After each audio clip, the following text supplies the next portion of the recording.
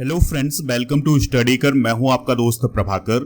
आज के इस लेक्चर में हम 2 मई 2023 के मोस्ट इंपोर्टेंट करंट अफेयर्स के क्वेश्चन डिस्कस करेंगे, तो आप इस पूरे लेक्चर को बहुत ही ध्यान से लास्ट तक जरूर देखिएगा। आज का पहला क्वेश्चन है, परमाणु ऊर्जा आयोग के नए अध्यक्ष के रूप में किसे नियुक्त किया गया है? तो अजीत कुमार मोहंती जो है वो परमाणु ऊर्जा आयोग के नए अध्यक्ष बने हैं। तो प्रसिद्ध भौतिक विज्ञानी और भाभा परमाणु अनुसंधान केंद्र के निदेशक अजीत कुमार मोहंती को परमाणु ऊर्जा आयोग का अध्यक्ष, इसके अलावा परमाणु ऊर्जा विभाग के सचिव के रूप में नियुक्त किया गया है। उन्होंने के.एन. व्यास की जगह ली है। दोस्तों, परमाणु ऊर्जा आयोग की बात करें तो इसकी स्थापना 1958 में हुई थी और इसका जो प्रभार होता है वो प्राइम मिनिस्टर के पास होता है। इसका हेडक्वार्टर मुंबई में है और इसके प्रथम अध्यक्ष कौन थे? डॉक्टर होमी जहांगीर भाभा। हाल ही में की गई कुछ महत्वपूर्ण नियुक्तियां डिस्कस करते हैं। तो अभी हाल ही में सिद्धार्थ मोहंती जो है LIC के चेयरमैन नियुक्त किए गए हैं जून 2024 तक के लिए। पंकज सिंह साइकिलिंग महासंघ के अध्यक्ष चुने गए हैं। नेस्कॉम ने अनंत माहेश्वरी को अपना नया चेयरपर्सन नियुक्त किया है। शांतनु राय जो है वो भारत अर्थ मूवर्स लिमिटेड के नए CMD बने हैं। रत्नाकर पटनायक को LIC का नया मुख्य निवेश अधिकारी नियुक्त किया गया है। अपरेश कुमार सिंह त्रिपुरा हाईकोर्ट के नए मुख्य न्यायाधीश बने हैं। फिक्की महिला संगठन की 40वीं अध्यक्ष बनी है सुधा शिव कुमार। इसके अलावा वाइस एडमिरल संजय जसजीत सिंह जो हैं वो नौसेना के नए उप प्रमुख बने हैं। तो ये है अभी हाल ही में की गई प्रमुख नियुक्तियां। दोस्तों, आप देख रहे हैं 2 मई 2023 के मोस्ट इंपोर्टेंट करंट अफेयर्स के लेक्चर को, तो इसे आप लास्ट तक देखिएगा। लास्ट में एक क्वेश्चन पूछा जाएगा जिसका आंसर आपको कमेंट बॉक्स में देना है। अगर आप चैनल पर पहली बार आए हैं तो चैनल को सब्सक्राइब कर लीजिएगा और बेल आइकॉन भी दबा लें जिससे आपको समय पर सबसे पहले नोटिफिकेशन मिल सके। नेक्स्ट क्वेश्चन है, अंतरराष्ट्रीय श्रम दिवस कब मनाया जाता है? तो हर साल 1 मई को अंतरराष्ट्रीय श्रम दिवस मनाया जाता है। तो मजदूरों के आंदोलन और उनके संघर्षों और उनके बलिदानों को याद करने के लिए हर साल 1 मई को अंतरराष्ट्रीय मजदूर दिवस मनाया जाता है। इस दिवस को मई दिवस के रूप में भी जाना जाता है। मजदूर दिवस की जो परंपरा है वो 19वीं सदी में अमेरिका से चली आ रही है। दोस्तों, 1 मई 1886 को शिकागो में मजदूरों ने 8 घंटे के कार्य दिवस की मांग को लेकर हड़ताल की थी, जिसके बाद मजदूरों पर पुलिस के द्वारा कार्रवाई की गई थी। कुछ मजदूर इसमें घायल हुए थे और कुछ मजदूर जो हैं वो शहीद हुए थे। तो इस घटना को याद करने के लिए ही मजदूर दिवस मनाया जाता है 1 मई को। भारत में पहला मजदूर दिवस 1 मई 1923 को चेन्नई में मनाया गया था। तो ये इंपॉर्टेंट पॉइंट है। दोस्तों, अप्रैल माह में अब तक मनाए गए प्रमुख दिवस डिस्कस करते हैं। International girls in ICT day कब मनाया गया है? 27 अप्रैल को। विश्व बौद्धिक संपदा दिवस 26 अप्रैल को। अंतरराष्ट्रीय प्रतिनिधि दिवस 25 अप्रैल को। विश्व मलेरिया दिवस 25 अप्रैल को। खोंग जोम दिवस 23 अप्रैल को। राष्ट्रीय पंचायती राज दिवस 24 अप्रैल को। विश्व पृथ्वी दिवस 22 अप्रैल को। सिविल सेवा दिवस 21 अप्रैल को। चीनी भाषा दिवस 20 अप्रैल को। विश्व लीवर दिवस 19 अप्रैल को। हाथी बचाओ दिवस 16 अप्रैल को। विश्व चगास रोग दिवस 14 अप्रैल को। राष्ट्रीय सुरक्षित मातृत्व दिवस 11 अप्रैल को। विश्व होम्योपैथी दिवस 10 अप्रैल को। विश्व स्वास्थ्य दिवस 7 अप्रैल को और राष्ट्रीय समुद्री दिवस 5 अप्रैल को मनाया गया है। नेक्स्ट क्वेश्चन है, साइंस 20 एंगेजमेंट ग्रुप की बैठक कहाँ हुई है? तो दोस्तों, साइंस 20 एंगेजमेंट ग्रुप की जो बैठक है वो G20 की अध्यक्षता के तहत भारत में आयोजित की जा रही है। और ये कहां पर की जा रही है? लक्षद्वीप में आयोजित की जा रही है। तो लक्षद्वीप के वंगाराम द्वीप में इसका आयोजन किया जा रहा है। और 1 मई को यूनिवर्सल होलिस्टिक हेल्थ पर साइंस 20 एंगेजमेंट ग्रुप की बैठक हुई है। बात करते हैं G20 की। तो G20 का फुल फॉर्म होता है ग्रुप ऑफ 20। तो दोस्तों, यह 19 देश और यूरोपीय यूनियन का एक संगठन है और यह 1999 में स्थापित किया गया था। तो दुनिया की जो प्रमुख अर्थव्यवस्थाएं हैं उनका एक अंतरराष्ट्रीय फोरम है। कौन? G20। इसका प्राथमिक उद्देश्य है वित्तीय स्थिरता और सतत आर्थिक विकास को बढ़ावा देना।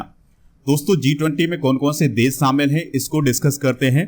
तो G20 में Canada, France, Germany, Italy, Japan, United Kingdom, America, Russia, Argentina, Australia, Brazil, China, यूरोपीय union, India, Indonesia, Mexico, Saudi Arabia, South Africa, South Korea और टर्की इसमें शामिल हैं। देखिए दोस्तों, 2022 में G20 की अध्यक्षता किसने की है? इंडोनेशिया ने। 2023 में कौन कर रहा है? इंडिया कर रहा है।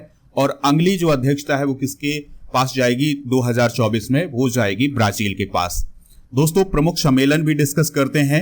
One earth one health advantage health care India 2023 summit नई दिल्ली में हुआ है। वैश्विक बौद्ध सम्मेलन 2023 नई दिल्ली में हुआ है। One world TB summit 2023 Varanasi में हुआ है। पशु चिकित्सा और आयुर्वेद पर अंतरराष्ट्रीय आयुर्वेद सम्मेलन 2023 कहां हुआ है? हरिद्वार में। 23वां राष्ट्रमंडल कानून सम्मेलन 2023 गोवा में हुआ है। 5वां आसियान भारत व्यापार शिखर सम्मेलन 2023 कुआलालंपुर में हुआ है। यहां पर बात आई है लक्षद्वीप की, तो इंडिया के मैप में आप देखिएगा यहां पर है लक्षद्वीप स्थित। इसका गठन हुआ था 1 नवंबर 1956 को। राजधानी है कवरात्ती और यहाँ के प्रशासक हैं प्रफुल्ल पटेल और यहाँ का सबसे बड़ा शहर है एंड्रोड। और दोस्तों यहाँ का जो हाई कोर्ट है वो है केरल उच्च न्यायालय, क्योंकि इसके पास केरल राज्य ही पड़ता है। यहाँ पर आप देख सकते हैं। राजस्थान में कितने नए वन्यजीव संरक्षण रिजर्व घोषित किए गए हैं? तो अभी हाल ही में राजस्थान में 3 वन्यजीव संरक्षण रिजर्व घोषित किए गए हैं, तो इसका राइट आंसर होगा 3। राजस्थान के वन विभाग ने 3 नए संरक्षण अभ्यारण्यों की अभी हाल ही में घोषणा की है, जिसके माध्यम से राजस्थान के जो दुर्लभ और लुप्त वन्यजीव हैं उनकी रक्षा की जाएगी। तो ये 3 वन्यजीव संरक्षण रिजर्व जो है वो है वारा में सौरसन, जोधपुर में खिचन और भीलवाड़ा में हमीरगढ़। तो ये 3 वन्यजीव संरक्षण जो है स्थापित किए गए हैं राजस्थान में। अब राजस्थान में 26 वन्यजीव संरक्षण अभ्यारण्य हो गए हैं। राजस्थान के राष्ट्रीय उद्यान कौन कौन से हैं? तो रणथंभौर राष्ट्रीय उद्यान, केवलादेव, मुकुंदरा हिल्स, सरिस्का और राष्ट्रीय मरु उद्यान। तो ये हैं यहाँ के राष्ट्रीय उद्यान। यहाँ पर बात आई है राजस्थान की, तो राजस्थान से रिलेटेड कुछ इंपॉर्टेंट करंट अफेयर्स डिस्कस करते हैं। मनरेगा के अंतर्गत राजस्थान लगातार चौथे वर्ष श्रम दिवस उत्पादन में प्रथम स्थान पर रहा है। जयपुर के चोनप गांव में दुनिया का 3रा सबसे बड़ा क्रिकेट स्टेडियम बनाया जाएगा। राजस्थान में अभी हाल ही में 19 नए जिले और 3 नए संभाग बनाए गए हैं। प्राइम मिनिस्टर मोदी ने राजस्थान में जल जन अभियान का अभी हाल ही में उद्घाटन किया है। भारत और इजिप्ट की सेनाओं के बीच पहला संयुक्त अभ्यास साइक्लोन फर्स्ट राजस्थान के जैसलमेर में अभी हाल ही में आयोजित किया गया है। और राजस्थान अंधता नियंत्रण पॉलिसी लागू करने वाला देश का पहला राज्य बना है। नेक्स्ट क्वेश्चन है फूड कॉन्क्लेव 2023 किस राज्य में आयोजित किया गया है? तो यह तेलंगाना में आयोजित किया गया है। फूड कॉन्क्लेव 2023 का पहला संस्करण 28 से 29 अप्रैल 2023 के बीच में हैदराबाद तेलंगाना में आयोजित किया गया है। इस कार्यक्रम में मुख्य रूप से कृषि, खाद्य तेल, डेयरी, मांस और पोल्ट्री और एक्वाकल्चर जैसे 5 विषयों को आयोजित किया गया था। तेलंगाना के बारे में बात करें तो राजधानी हैदराबाद है। मुख्यमंत्री के चंद्रशेखर राव हैं। राज्यपाल हैं तमिलिसाई सौंदरराजन। तेलंगाना से रिलेटेड कुछ इंपॉर्टेंट करंट अफेयर्स डिस्कस करते हैं। तो अभी हाल ही में हैदराबाद में 125 फीट ऊंची अंबेडकर की प्रतिमा का अनावरण किया गया है। बॉक्सैन यूनिवर्सिटी ने तेलंगाना में लड़कियों के लिए प्रोजेक्ट एस्पिरेशन लॉन्च किया है। शांति कुमारी को तेलंगाना की पहली महिला मुख्य सचिव के रूप में अभी हाल ही में नियुक्त किया गया है। तेलंगाना के तंदूर रेड ग्राम को अभी हाल ही में जीआई टैग प्राप्त हुआ है। तेलंगाना सरकार ने गरीबों के लिए आसरा पेंशन शुरू की है। तेलंगाना सरकार ने एसटी आरक्षण 6% से बढ़ाकर के 10% किया है। तेलंगाना का पुष्प उत्सव वथुकम्मा अभी हाल ही में मनाया गया है। नए तेलंगाना सचिवालय परिसर का नाम BR अम्बेडकर के नाम पर रखा गया है।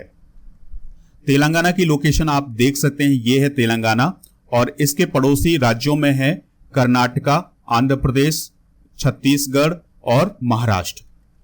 दोस्तों अगर आप किसी भी एग्जाम की तैयारी कर रहे हैं, चाहे वो SSC का एग्जाम हो, बैंकिंग का एग्जाम हो या फिर किसी स्टेट का एग्जाम, तो उसके लिए मॉक टेस्ट हमारे ऐप पर उपलब्ध हैं। आप ज्वाइन कर सकते हैं। ये दोनों माध्यम में, हिंदी अंग्रेजी दोनों माध्यम में, तो आप इन्हें ज्वाइन कर लीजिएगा। डिस्काउंट चाहिए तो मेरा कूपन कोड यूज करिएगा PS100, आपको डिस्काउंट भी मिल जाएगा। इसके अलावा डेली करंट अफेयर्स का जो PDF है वो आपको ऐप पर मिलेगा और ऐप का लिंक डिस्क्रिप्शन बॉक्स में दिया गया है। इसके अलावा टेलीग्राम चैनल पर भी आपको इसका PDF मिल जाएगा, तो आप टेलीग्राम चैनल भी ज्वाइन कर लीजिएगा। कालेसर नेशनल पार्क में कितने साल बाद टाइगर देखा गया है? तो दोस्तों कालेसर नेशनल पार्क जो है ये हरियाणा में स्थित है और इसमें 110 साल बाद टाइगर देखा गया है। तो टाइगर को हरियाणा के कालेसर नेशनल पार्क जो कि यमुनानगर में स्थित है तो वहां पर देखा गया है। इससे पहले 1913 में यहां पर टाइगर की उपस्थिति देखी गई थी, दर्ज की गई थी। टाइगर प्रोजेक्ट के बारे में बात करें, क्योंकि यहां पर टाइगर की बात आई है, तो टाइगर प्रोजेक्ट जो है वो 1973 में शुरू हुआ था टाइगर के बचाव के लिए। दोस्तों वर्तमान में देश में कुल 53 टाइगर रिजर्व हैं और देश का सबसे नवीनतम टाइगर रिजर्व है वो है 53वां टाइगर रिजर्व, जो कि हाल ही में उत्तर प्रदेश के रानीपुर में स्थापित किया गया है, जिससे रानीपुर टाइगर रिजर्व घोषित किया गया है। 52वां टाइगर रिजर्व था राजस्थान का रामगढ़ विस्तारी अभ्यारण्य, जिसे 2021 में राजस्थान सरकार ने टाइगर रिजर्व के रूप में मान्यता दी थी। भारत का पहला टाइगर रिजर्व कौन था? जिम कॉर्बेट, जो कि 1 अप्रैल 1973 को टाइगर रिजर्व घोषित किया गया था। भारत में सबसे अधिक टाइगर किस राज्य में है? तो वो है मध्य प्रदेश। यहाँ पर 526 टाइगर हैं 2018 की गणना के अनुसार। दोस्तों, अब आप कमेंट बॉक्स में बताइएगा कि वर्तमान में जो अभी हाल ही में टाइगर पर एक रिपोर्ट जारी की गई थी, उसके अनुसार भारत में कितने टाइगर हैं वर्तमान में, जिसको प्राइम मिनिस्टर मोदी जी ने वो आंकड़ा पेश किया था। तो आप कमेंट बॉक्स में जरूर बताइएगा।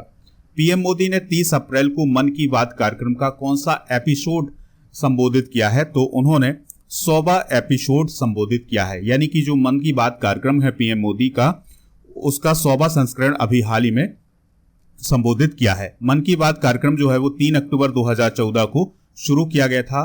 दोस्तों, यह जो मन की बात कार्यक्रम है ये 22 भारतीय भाषाओं, 29 बोलियों के अलावा फ्रेंच, चीनी, इंडोनेशियाई, तिब्बती, वर्मी, बलूची, अरबी, पश्तो, फारसी, दारी और स्वाहिली में आयोजित किया जाता है, यानी 11 विदेशी भाषाओं में भी ये प्रसारित किया जाता है। मन की बात का प्रसारण आकाशवाणी के 500 से अधिक प्रसारण केंद्रों के द्वारा किया गया है अभी हाल ही में। बैडमिंटन एशिया चैंपियनशिप में सात्विक साईराज और चिराग शेट्टी की जोड़ी ने कौन सा मेडल जीता है? तो दोस्तों, इन्होंने गोल्ड मेडल जीता है और इन्होंने गोल्ड मेडल जीत करके इतिहास रच दिया है, क्योंकि अभी तक किसी भी भारतीय जोड़ी ने गोल्ड मेडल नहीं जीता था एशिया चैंपियनशिप में, यानी कि जो बैडमिंटन एशिया चैंपियनशिप है इसमें किसी भी बैडमिंटन की भारतीय जोड़ी ने गोल्ड मेडल नहीं जीता था। और अब सात्विक साईराज, रंकी रेड्डी और चिराग शेट्टी की जोड़ी ने गोल्ड मेडल हासिल किया है। यह भारत के लिए बैडमिंटन एशिया चैंपियनशिप में दूसरा मेडल है। इससे पहले 1965 में दिनेश खन्ना ने गोल्ड मेडल हासिल किया था। बात करते हैं भारतीय बैडमिंटन संघ की, तो इसकी स्थापना 1934 में हुई थी। इसका हेडक्वार्टर नई दिल्ली में है। इसके वर्तमान में अध्यक्ष हैं असम के मुख्यमंत्री हेमंत बिश्वा शर्मा। बैंक ऑफ बड़ौदा का नया प्रबंध निदेशक यानी एमडी किसे नियुक्त किया गया है? तो देवदत्त चंद जो हैं वो बैंक ऑफ बड़ौदा के नए एमडी नियुक्त किए गए हैं। देवदत्त चंद को बैंक ऑफ बड़ौदा के प्रबंधन निदेशक के रूप में अभी हाल ही में 3 साल के लिए नियुक्त किया गया है। बात करते हैं बैंक ऑफ बड़ौदा की, तो इसकी स्थापना 20 जुलाई 1908 को वडोदरा में हुई थी। इसके संस्थापक हैं सयाजी राव गायकवाड़ तृतीय और इसका मुख्यालय है अलकापुरी वडोदरा में। नासा के वैज्ञानिकों ने सिमुलेटेड चंद्र मिट्टी यानी चंद्रमा की मिट्टी से किस तत्व को निकाला है? तो अभी हाल ही में ऑक्सीजन की खोज की है। किसने? नासा के वैज्ञानिकों ने। तो दोस्तों, ह्यूस्टन में जॉनसन स्पेस सेंटर में नासा के वैज्ञानिकों ने एक निर्वात वातावरण में कृत्रिम सिमुलेटेड चंद्र मिट्टी से ऑक्सीजन निकाली है और इस शोध से चांद की सतह पर अंतरिक्ष यात्रियों को सांस लेने लायक हवा उपलब्ध कराने में मदद मिलेगी। यानी कि जो चंद्रमा की मिट्टी है उससे ऑक्सीजन निकली है।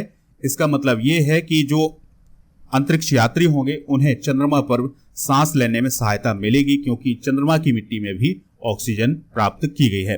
बात कर लेते हैं नासा की, तो नासा की स्थापना 29 जुलाई 1958 को हुई थी। इसके संस्थापक थे ड्वाइट डी आइजनहावर और इसका मुख्यालय है वाशिंगटन डीसी में। दोस्तों, अब हम कल के करंट अफेयर्स को रिवाइज करेंगे, फिर जनरल नॉलेज के पिटारे को डिस्कस करेंगे और लास्ट में पूछेंगे आपसे क्वेश्चन जिसका आंसर आपको कमेंट बॉक्स में देना है। सिंथन स्नो फेस्टिवल 2023 कहां आयोजित हुआ है? जम्मू कश्मीर में। विश्व नृत्य दिवस कब मनाया जाता है? 29 अप्रैल को। ग्रीन वर्ल्ड अवार्ड 2023 किसने जीता है? CMRL ने। रक्षा मंत्री राजनाथ सिंह किस देश के दौरे पर हैं? तो वो मालदीव के 3 दिन के दौरे पर हैं। सौराष्ट्र तमिल संगम प्रशस्ति पुस्तक का विमोचन किसने किया है? नरेंद्र मोदी ने। एशियन डेवलपमेंट बैंक से एशिया में सबसे अधिक ऋण किस देश को प्राप्त हुआ है? पाकिस्तान को। महिला अधिकारियों के पहले बैच को किसकी रेजिमेंट में शामिल किया गया है? कमीशन किया गया है आर्टिलरी। किस देश में भारतीय सिनेमा पर एक कार्यशाला का उद्घाटन किया गया है? श्रीलंका में। अर्जुन वाजपेयी किस शिखर पर्वत पर चढ़ने वाले पहले भारतीय व्यक्ति बन गए हैं? माउंट अन्नपूर्णा पर। किस राज्य में विरासत महोत्सव आयोजित किया गया है? तो यह अभी हाल ही में गोवा में आयोजित किया गया है। दोस्तों, आज के जनरल नॉलेज के पिटारे में डिस्कस करते हैं अभी हाल ही में आए हुए भारत में सबसे बड़े चक्रवात। तो चक्रवात ताउते जो है वो 2021 में आया था।